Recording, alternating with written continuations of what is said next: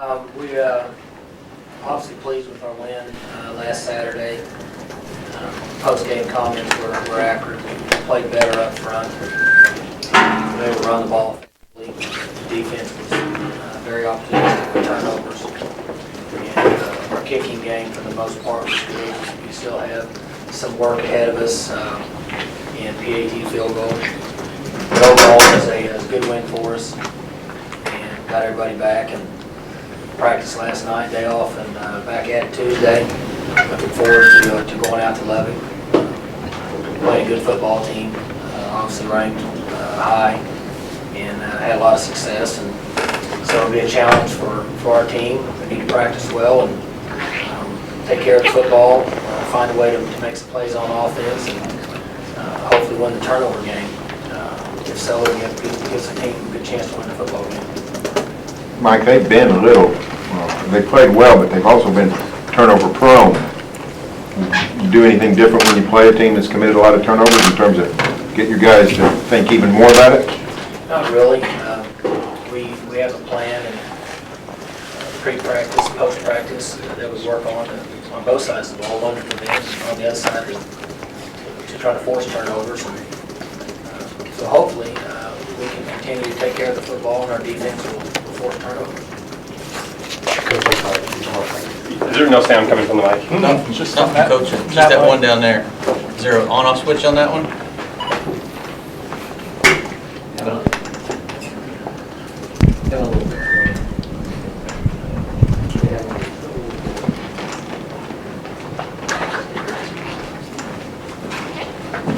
So again, that concludes our press conference. Sorry about that, guys. Are you guys getting sound now? Mike, can you talk for us real quick? Good? Yep, Want to? You're there. Okay.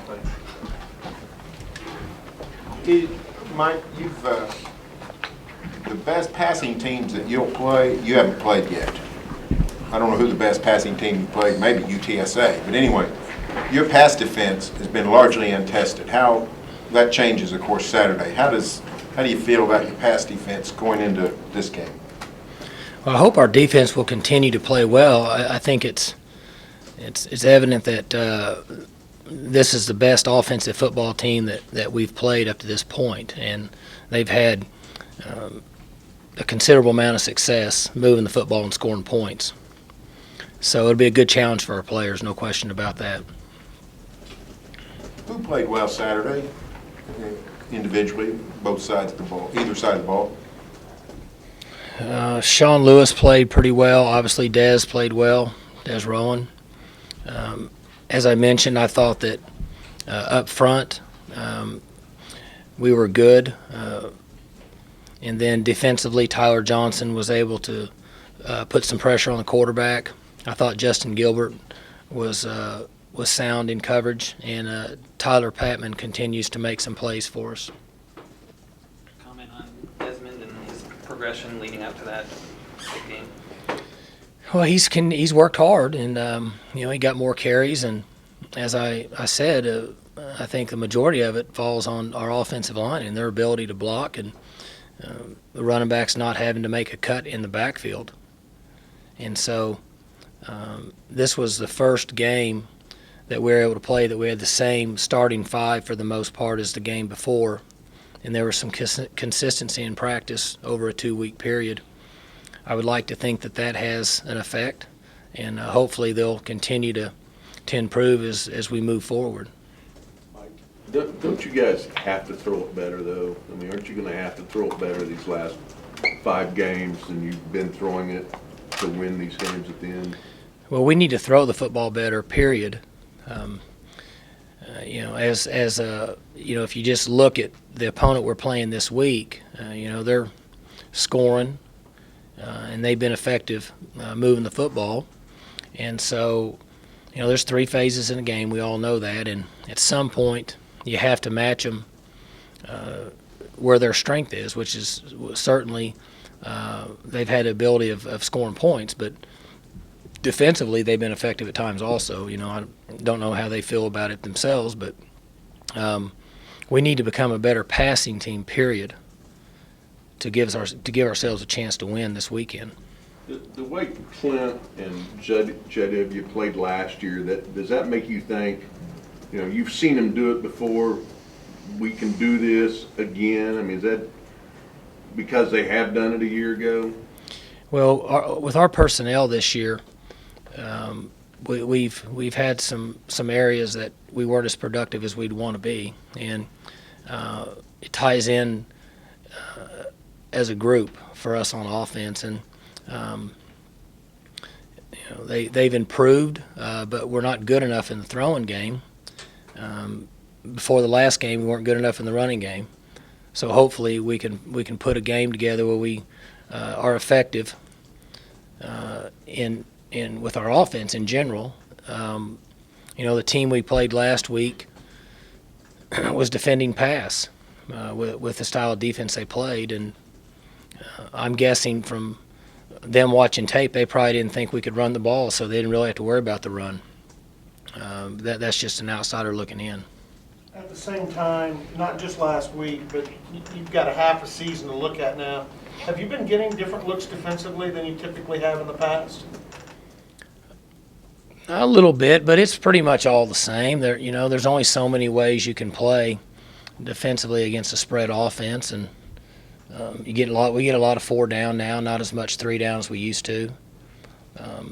You get same coverages in the back end.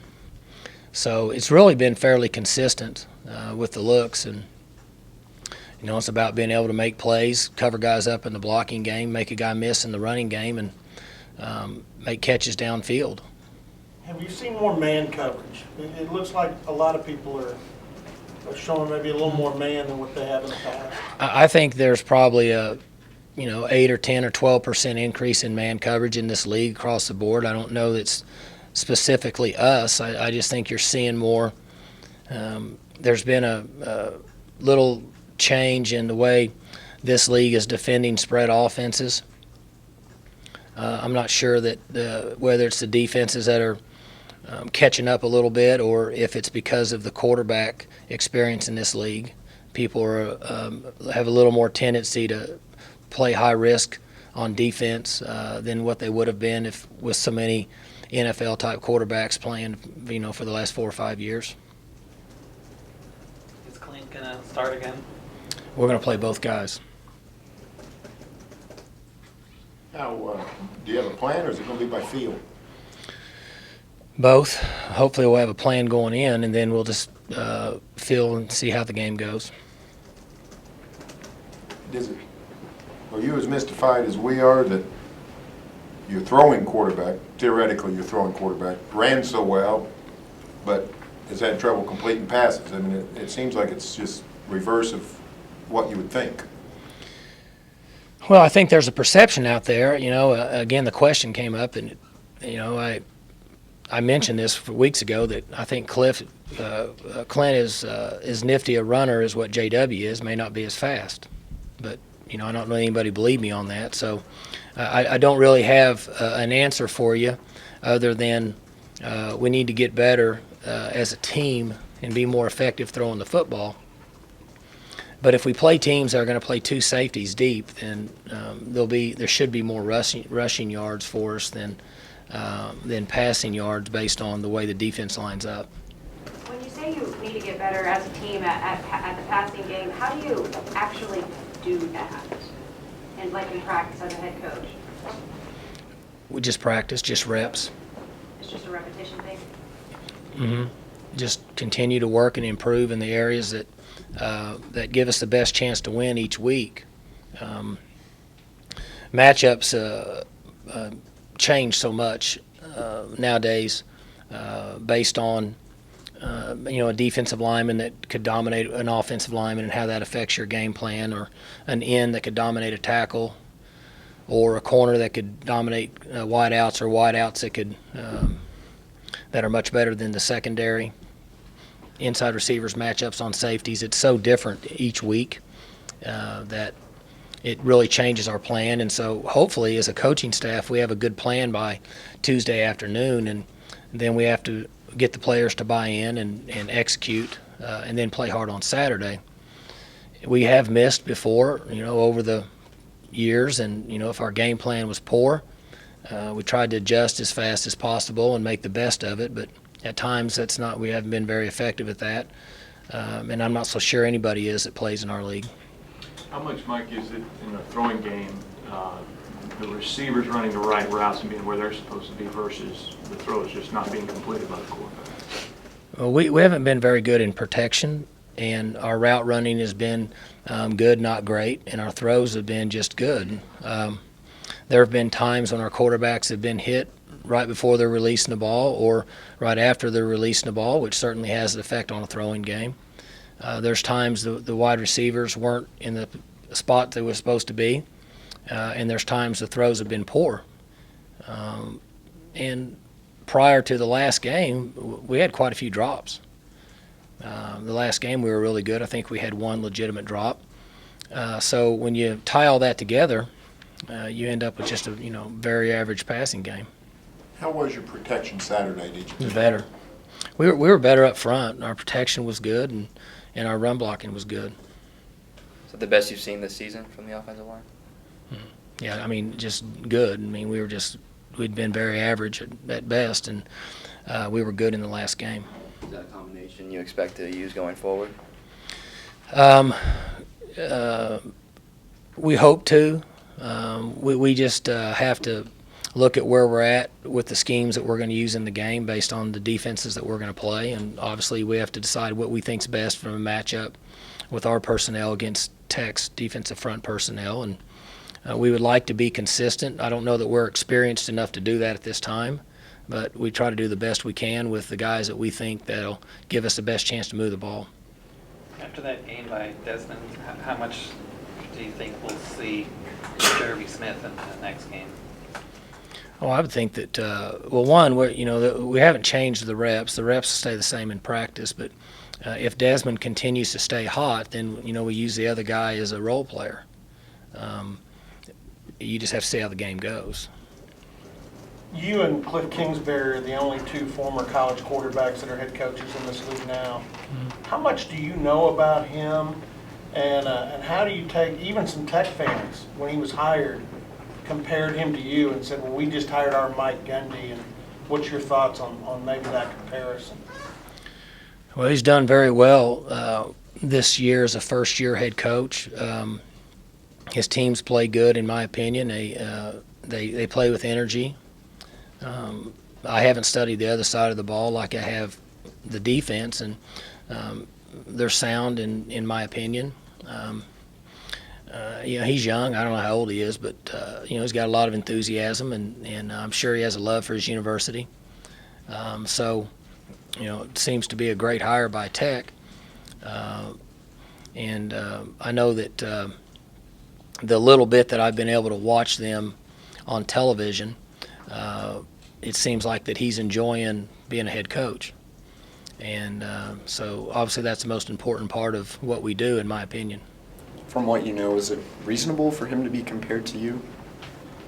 I don't know how you compare anybody to anybody. I don't know if it's reasonable for me to be compared to him. I would guess it's safe to say that, I wouldn't even know how to answer that question. I don't know that we compare each other to each other.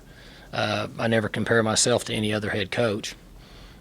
So I'm going to guess that he's probably like me. He's worried about trying to move the ball and score points and stop the other team Saturday. Something you can observe, though, is, and you're big on in your practices and your sidelines, on attitude and body language. And I don't know if he ever brings that up, but when you watch him on the sidelines, he seems like he's always positive. You don't see a lot of negativity coming out of him during a game. Again, I haven't really watched him very much on TV. I haven't seen very many plays. I watched a few the other night, but one of the areas of being a head coach is in most cases your players are going to watch you. If you're panicking, they're going to panic. If you're not, they're not. That's just my opinion. Seems to, in somebody's opinion, obviously handle himself very well on the sidelines. He's considered a heartthrob. You're probably past your heartthrob days, but were you ever considered one? I would have liked to have been. I'm going to guess that, and I should know how old he is. I don't even know how old the guy is. Is he 32? 34? I'm not sure. You're like me, somewhere in the mid-30s. Way younger than me. He, when you make as much money as he does and you're single, a lot of people probably consider you a heartthrob. I do know he was single this summer. I don't know if he's single now. So. How much time do you guys spend in practice on the transition on a turnover?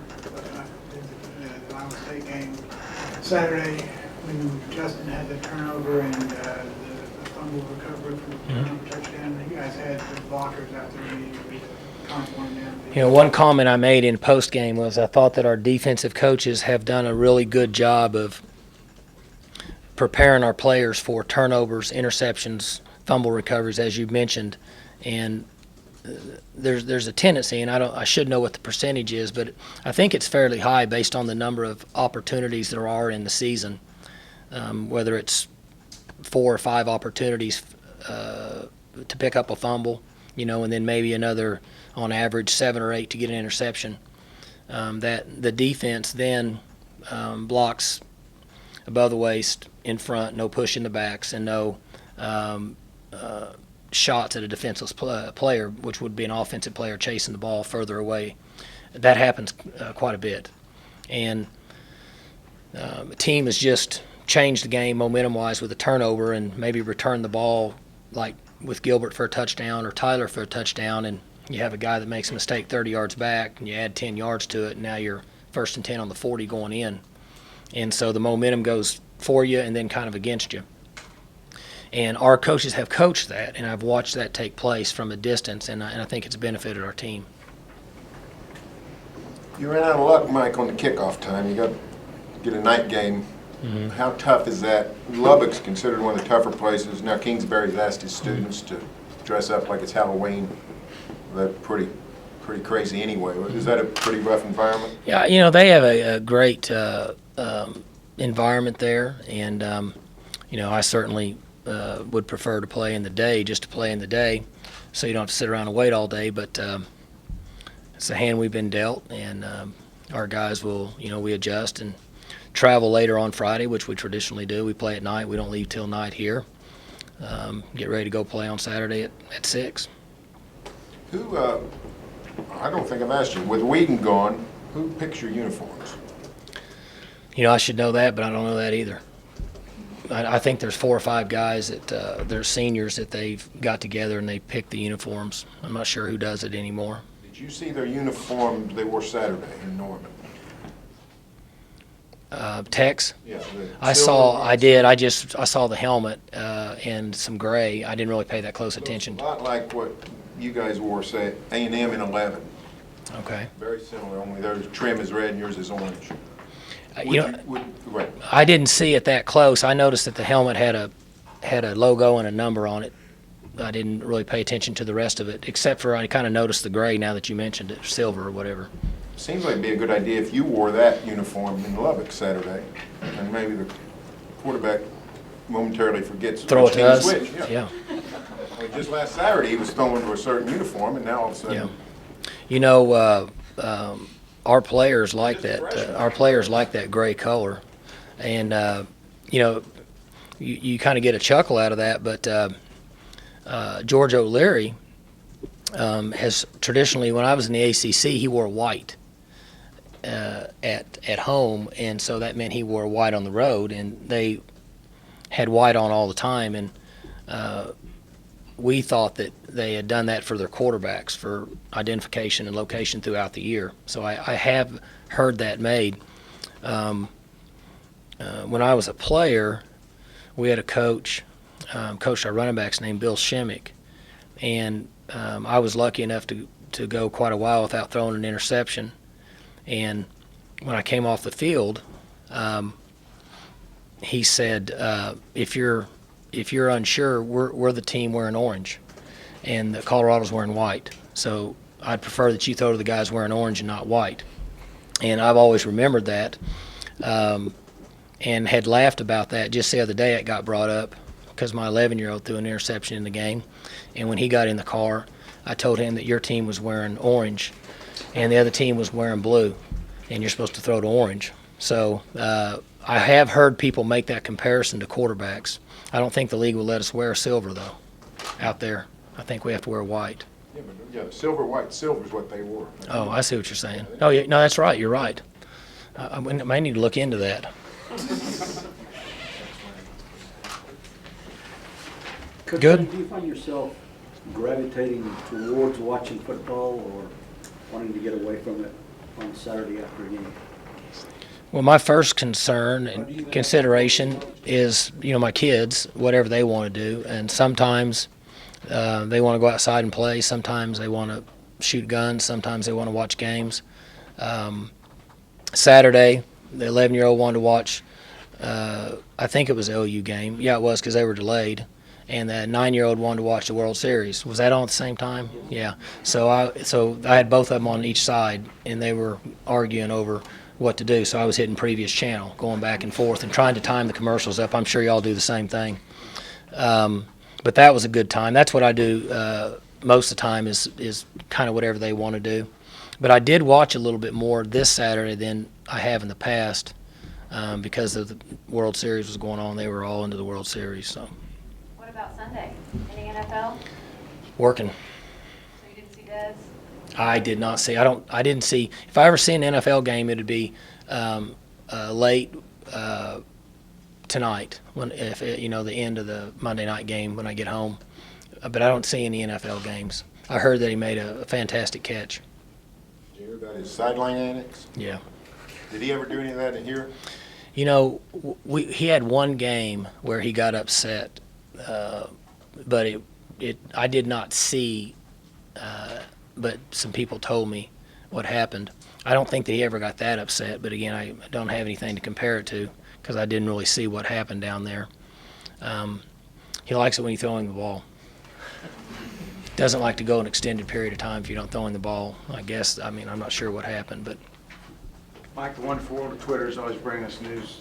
I just read here, Cliff Kingsbury's put the number 98. You're softening me up before you hit me with social networking. Yeah.